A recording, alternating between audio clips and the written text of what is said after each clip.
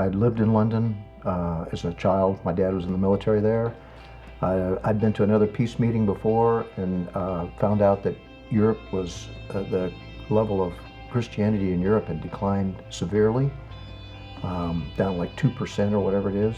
And I felt like London was calling me too. I know there's a lot of empty churches there, and I just thought if I could be one little small part of that maybe a few more people get to know Christ, I thought it'd just be awesome.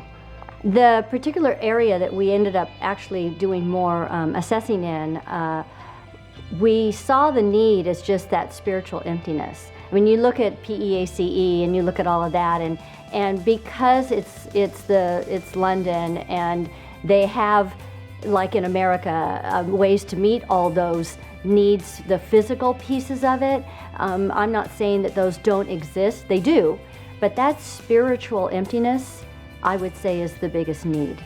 When we were looking at different neighborhoods for the location of the church, we would walk around and look at things and go back and make our reports and send them back to the church.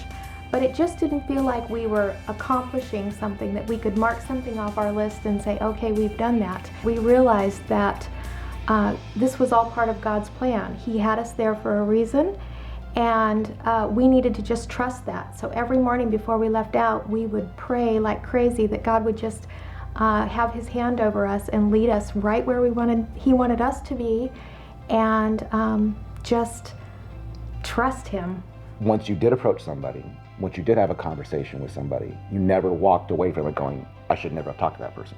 That's recognizing the enemy. That's recognizing that the enemy is attacking you at that moment to keep you from having that conversation. So he's the biggest challenge. If you're lost, you're lost. It doesn't matter where you live. It doesn't matter what your economic status is.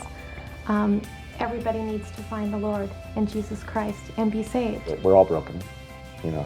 And it doesn't matter where you're at. We all have that in common. So let's talk about it.